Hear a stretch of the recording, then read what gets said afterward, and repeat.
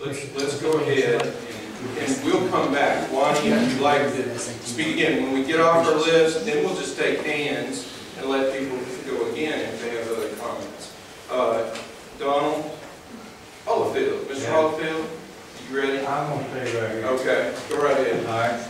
My concern with this law is, if you pass an ordinance of this magnitude, then when somebody tries to sell their property that's on slope, then they're tied to this ordinance. If they're going to set it for houses, one house, or two houses, whatever, and not be developed, just set it for houses, then why is it that they're going to be taxed for this piece of property for the same amount they're going to be taxed for a piece of property now? If it's going to be restricted to where you cannot build nothing on it, then why should you pay the same amount of tax? Why should we charge? The taxes should be reduced. Yeah, the taxes should be reduced. But that's our job. That's right. You can't get that done. Wait a minute, brother. Another thing, we talked about the performance bonds. When did Dr. Penn start requiring performance bonds? That they have actually enforced. Well, when you look at some of that stuff up there, they had enforced it. I'm a task force member on the here, and I'm a developer. And there's no development we've ever done in Knox County that we do not bond. We put up letters of credits, performance bonds, hydrology, roads, drainage, everything is bonded, and they will draw on those if they're not done properly.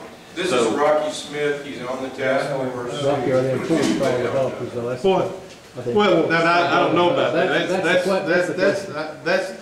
That was the question. That may be right, but we actually do put those bonds up, and your bond can't be But I'm released saying until Knox County engineer comes out and approves it, right? whatever our plans show in drainage and everything, until Knox County comes out and looks at it and approves it, they will not release it. If it's 80% correct, they say we're going to release these things, but we're going to hold this until you get this completed. You know, and so we're bonding all these things. Well, you are, there's something they're not.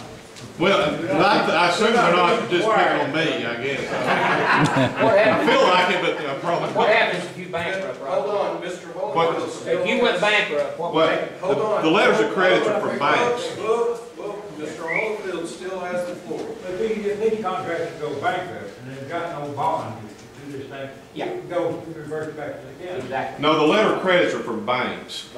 They're not from us. We go to a bank and have them give them a letter of credit to guarantee the performance of that. Now, if the bank goes broke, which in these days we don't like that. I'm just saying, selling some property that I had.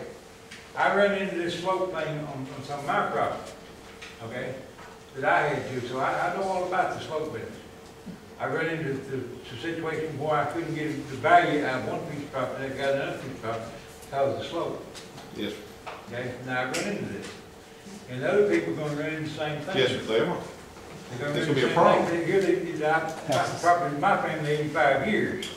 We paid tax on this property for 85 years. You know, but yet we were restricted to the fact that we couldn't do this. I'm with you. You get to the point? So that's my whole point is the fact that this proposal that you're proposing here will put restrictions on people selling their property. Okay? Absolutely. It will put restrictions on selling property to get an honest, fair value out of the property. Well, that's where we went. But I don't see that as being helpful to the individual property owner. I believe the property rights. That's my belief. That's the problem. I think the property rights ought to be revert back to the owner of the property that's paying taxes on it. I think Mr. Holyfield makes a good point about property taxes and tax appraisals for a property when it has restrictions on it. And that means to me that we need to engage the assessor in this discussion, the property assessor, about this whole process. I don't think we've done that yet, but I think that's a great important. Okay, you still have a few seconds. I'm done. You good? I tell all of that. Okay. All right, thank you, Mr. Holyfield. Arthur Seymour, Esquire. I'll flip around here and try to lay out this. I'm Arthur Seymour. I live at 1805 Ridgetop Drive, which describes where I live, and that's why I'm sort of interested in an ordinance that might come out of this. I've got 3 minutes, correct? Yes. All right. First thing, slide shows the water tower that has agitated a lot of people. I want to set the record straight. Sandra Clark, my favorite newspaper editor, indicated that that thing was somehow slipped in under the radar screen. That is not correct. That proposal went through the Metropolitan Planning Commission. It was advertised in the newspaper. There was a sign in front of it posting that that tower would be built. The plans for the tower were on MPC's website at least 5 days ahead of the meeting. The announcement of the tower was on their preliminary agenda 2 weeks ahead of the meeting. MPC has an excellent website. You can find a lot of information on there. People can check it. It was not snuck in under any circumstances. My comment would be on any proposed regulation that might come out of this. The government always gets it wrong the first time. Look at health care reform. They try to pass a bill up there every year, and they never have gotten it right. Look at stormwater ordinances. I don't know how many times the city has amended.